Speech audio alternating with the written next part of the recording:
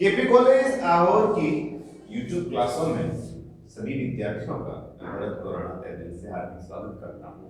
प्यारे विद्यार्थियों, हिंदी साहित्य द्वितीय वर्ष के प्रश्न पत्र संख्या द्वितीय के अंदर से इकाई नंबर 1 से आज हम पढ़ रहे हैं हिंदी साहित्य का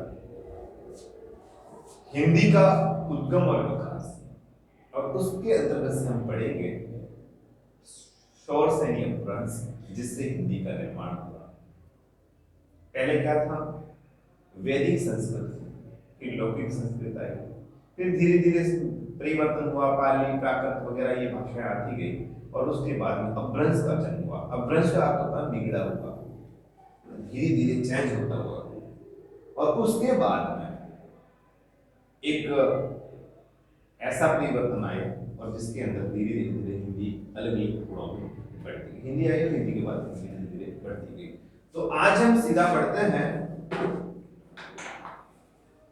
कि डॉक्टर नगेंद्र जी, जो हिंदी साहित्य में बड़े उच्च शिखर पर पहुंचने वाले साहित्यकार हुए डॉक्टर नगेंद्र जी, उन्होंने कहा कि शौर सैनी जो अपभ्रंश है, इसको हमने 5 उपभाषाओं में पढ़ा। कितने उपभाषाओं में पढ़ा? 5। और इन्होंने कहा कि इसकी जो उपभाषाओं की फिर जो बोलियां बनी है ना, हमारे यहाँ पे सिस्टम है कि 7 कोस पे पानी पलटे और 8 कोस पे पानी, है ना। थोड़ी थोड़ी दूरी पे जाओगे और में अलग भाषा, अलग बोली है, फिर तगड़गढ़ में जाओगे तो वापस अलग बोली है, फिर और दूर जाओगे तो वापस अलग बोली है, ज्यादा यहाँ जारूर जाओगे तो और बोली है। तो ये परिवर्तन यहाँ देखने को मिलता है। जिस प्रकार से यहाँ का पानी भी अलग अलग है, यहाँ का टेस्ट अलग है, वापिस रामा जाओगे तो टेस्ट अलग है, बोरडा जाओगे तो टेस्ट अलग है, उधर वापिस समुद्री जाओगे तो टेस्ट अलग है। तो ऐसा परिवर्तन यहाँ की मिट्टी में है, यहाँ के स्थानीय लोगों के कंठों में इस प्रकार का परिवर्तन है, जिसके कारण अलग अलग बोलियों का निर्माण होता है। तो इन्होंने कहा कि भाई अपभ्रंश की क्षेत्रीय भाषा जिनसे हिंदी का उद्भव हुआ, हिंदी जहां से निकली, उसमें सबसे महत्वपूर्ण है शौर सैनी अपभ्रंश। दूसरे नंबर पे है मागधी अपभ्रंश, मगध से मागधी बना, मागधी अपभ्रंश, और तीसरी है अर्धमागधी अपभ्रंश।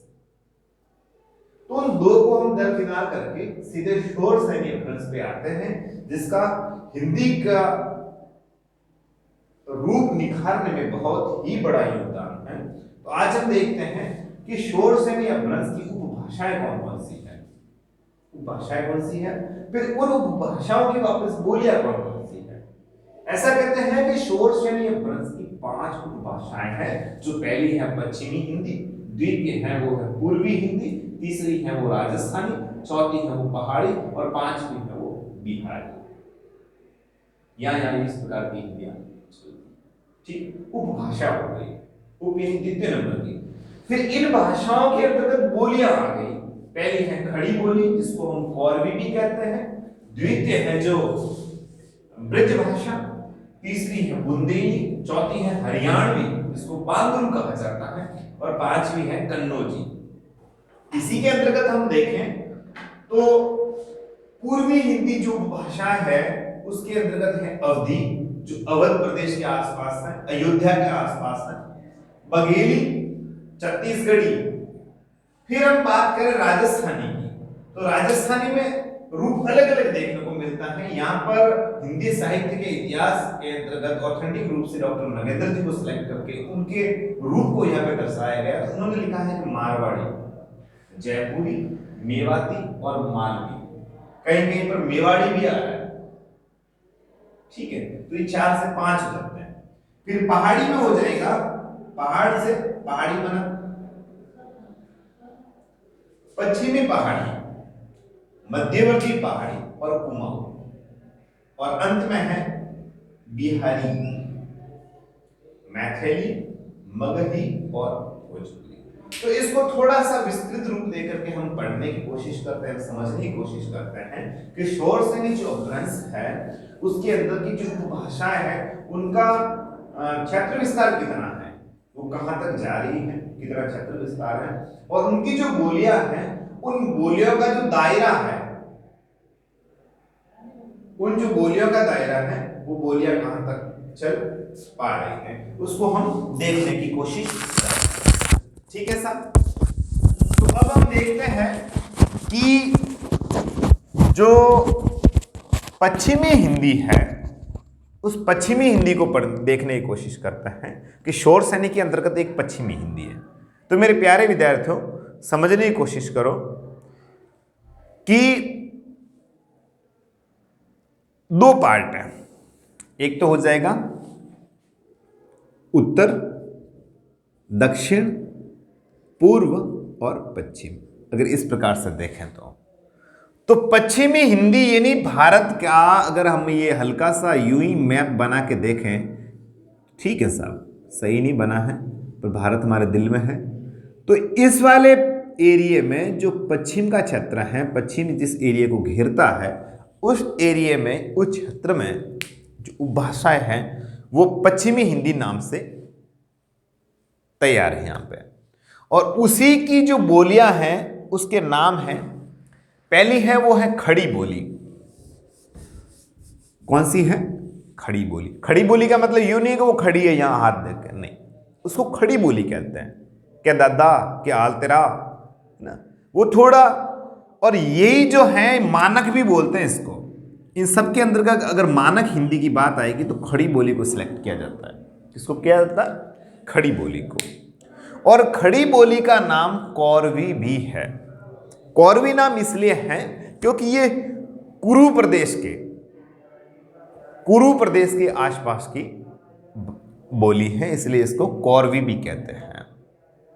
और इसी कौरवी को हिंदी साहित्य के अंतर्गत, पश्चिमी हिंदी उपभाषा के अंतर्गत खड़ी बोली नाम से इसको सम्मिलित किया गया है। अब हम देखें दूसरा रूप है इसकी ब्रजभाषा। प्यारे विद्यार्थियों, बात जब कृष्ण और राधा की आए, प्रसंग जब मथुरा और गोकुल का चले, तब ब्रज का नाम आता है। और ब्रज एक ऐसी भूमि जहां पे आपके करोड़ों अग किए हुए हो, करोड़ों आपने पाप किए हुए हो, और ब्रज में कदम रखते ही आप पाप मुक्त हो जाते हैं।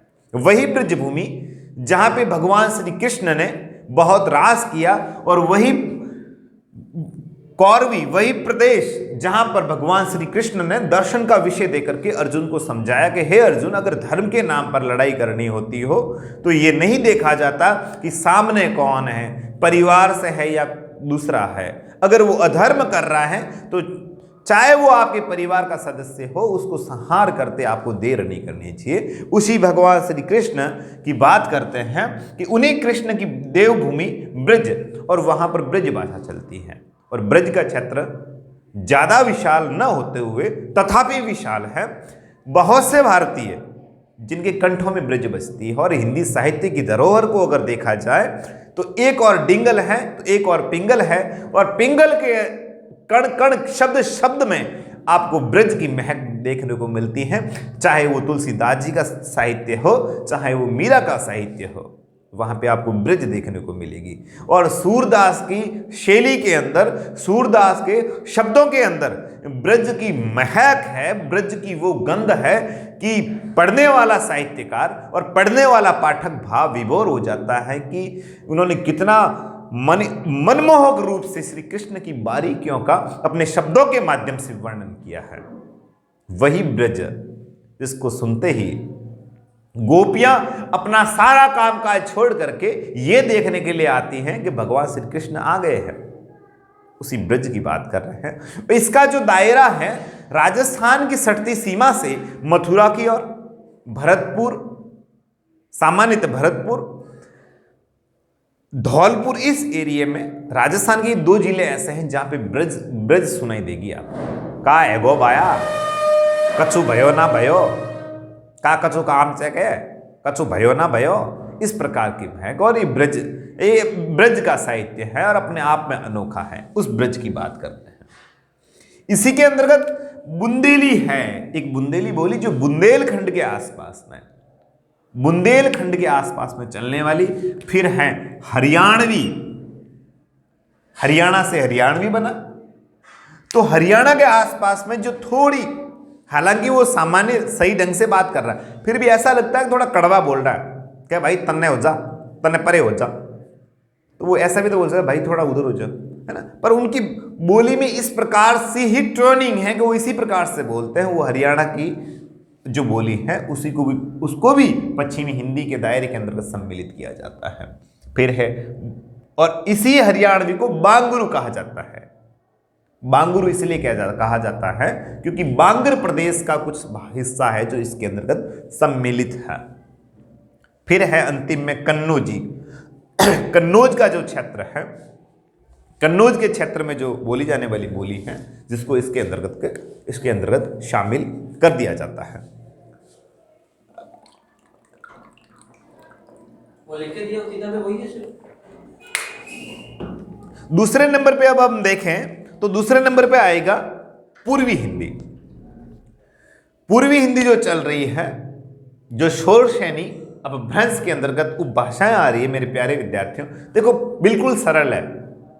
ये 11वीं 12वीं में आपने पढ़ रखा है पहले से ही, उसी को हम देख रहे हैं आराम से, आसानी से हम उसको समझाने की कोशिश कर रहा हूं मैं, और आप समझने की कोशिश कर रहे हैं, और उम्मीद है कि मैं भी अपने आशाओं पे खरा उतरूंगा और आप भी।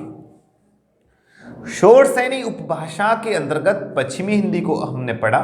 अब हम आएंगे पूर्वी हिंदी पर कि पूर्वी हिंदी में कौन कौन सी बोलियां सम्मिलित हैं।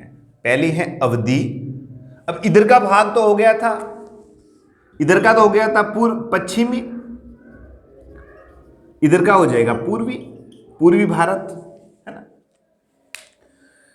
पहला हो जाएगा अवधी, दूसरा हो जाएगा बघेली और तीसरा हो जाएगा छत्तीसगढ़ी। तो देखो ए से बी और छत्तीसगढ़ी से सी, तो इसको हम यूं करके भी याद रख सकते हैं। कैसे? A B C. किस प्रकार से? ए बी सी। ए से अवधी, बी से बघेली और सी से छत्तीसगढ़ी। यानी पूर्वी हिंदी के अंतर्गत केवल 3 बोलियां सम्मिलित हैं, ए बी और सी। ए यानी अवधी, बी यानी बघेली और सी यानी छत्तीसगढ़ी। ठीक है साहब। तो अब इसका भी कोई तोड़ निकालना चाहिए कि इनको कैसे याद रखें। तो इसको याद रखने का जरिया यह है कि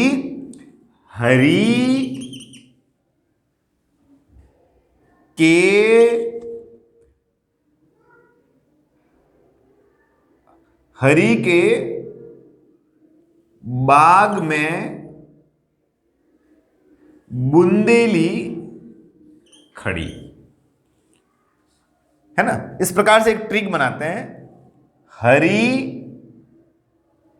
के ब्रज में बुंदेली खड़ी।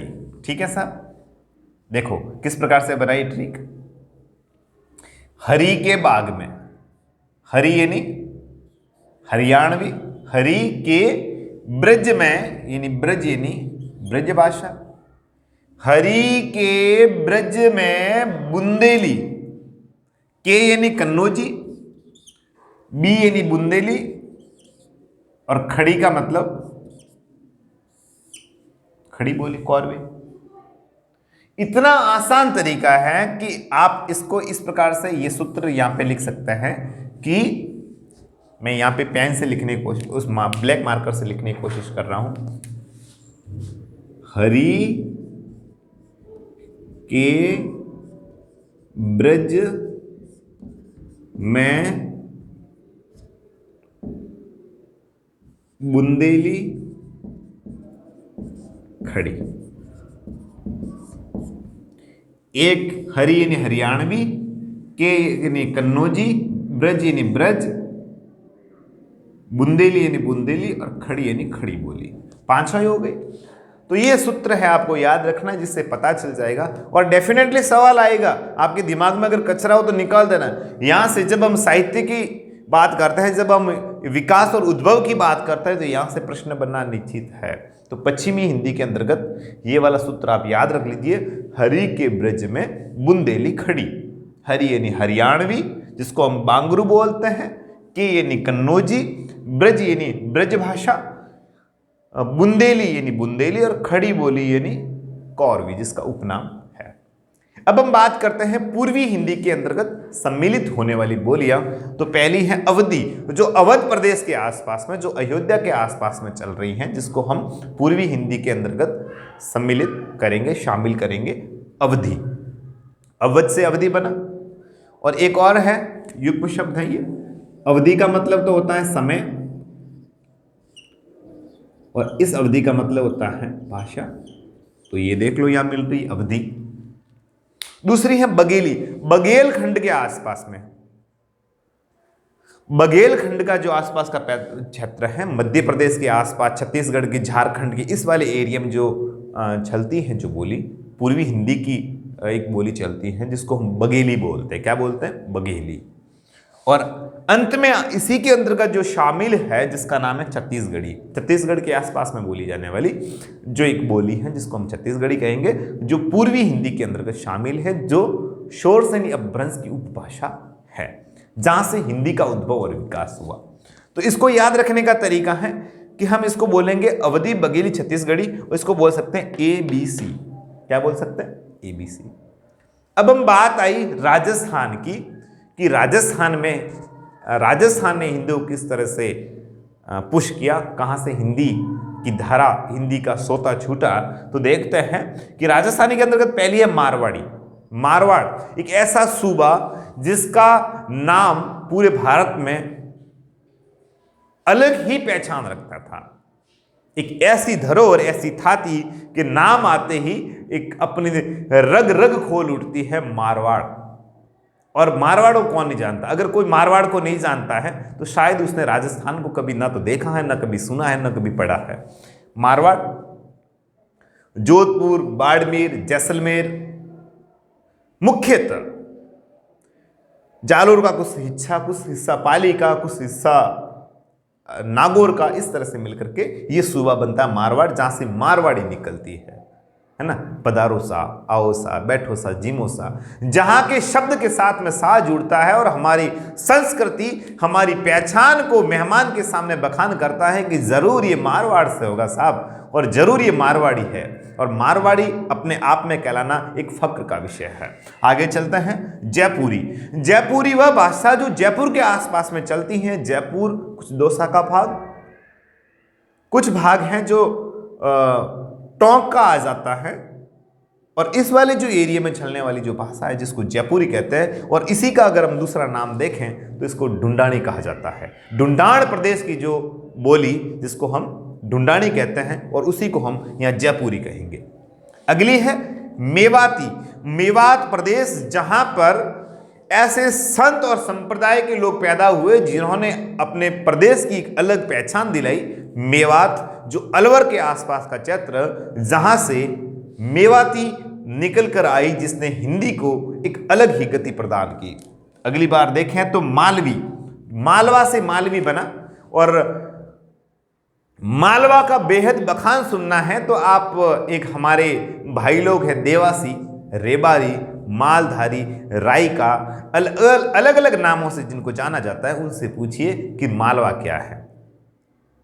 इन चरवाहों का बहुत ही गहरा ताल्लुकात, बहुत ही उम्दा संबंध है इस मालवा से। और वही मालवा जो मध्य प्रदेश के आसपास में लगने वाला, सटने वाला, जो राजस्थान को भी साथ में लेकर चलता है, जिसमें झालावाड़, कोटा, बूंदी, बारा, ये हाड़ौती का क्षेत्र जिसके साथ में जुड़ जाता है। और वहां पर मालवी चलती है जो मालव प्रदेश के नाम से जानी जाती है। और वहां वो मालवी जो राजस्थानी के अंतर्गत शामिल है। और ये जो उपभाषा है वो है शोरसनी अपभ्रंश की।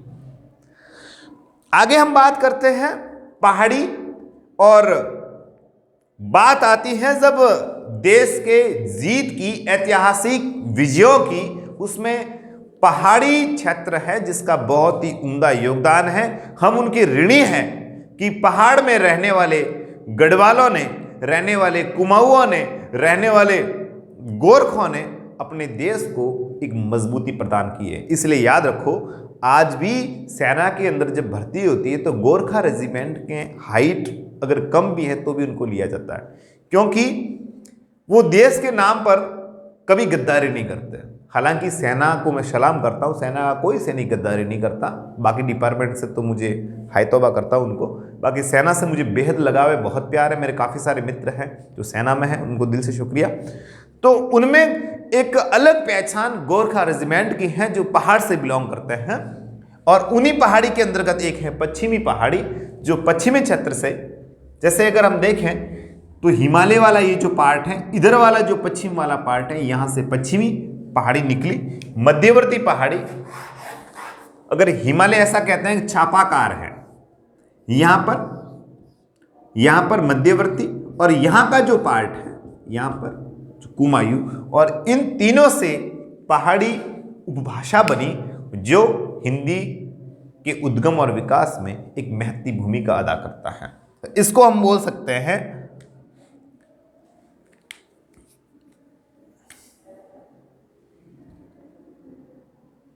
KMP, या फिर इसको हम यूं भी बोल सकते हैं MPK। M यानी मध्यवर्ती पहाड़ी, P यानी पश्चिमी पहाड़ी, और K यानी कुमाऊं। इनको हम इस नाम से जान सकते हैं। और अंत में हमारा रहता है वह क्षेत्र जिसने भारत की प्रशासनिक सेवाओं में ऐसे सपूत दिए जो आज भी बड़े बड़े पोस्टों पर अपना वर्चस्व रख रहे हैं। एक ऐसी भूमि जिसने हिंदी साहित्य में ऐसे ऐसे बेटे पैदा किए जिनको हिंदी का हर पाठक बड़े चाव से पढ़ता है, वो क्षेत्र बिहार, और जहां की उपभाषा को हम बिहारी के नाम से जानते हैं।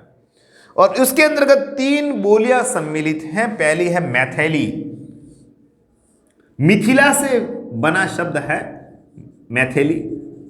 मिथिला जो प्रदेश है जहां पे आला और उदल की लोक कथाएं, लोकगीत आज भी वहां के लोगों की कंठों में बसते हैं साहब, ऐसा क्षेत्र जहां पे चलने वाली मैथिली, जिसको बिहारी के अंतर्गत शामिल कर दिया जाता है। आगे है मगही।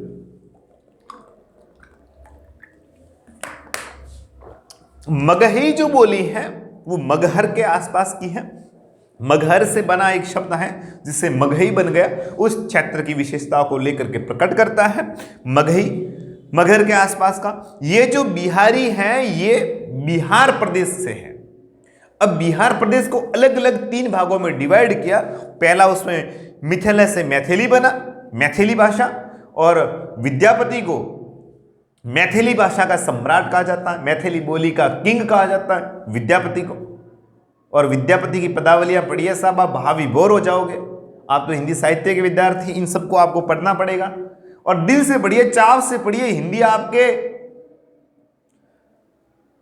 हिंदी आपकी मेगा को धार प्रदान करेगी, है ना।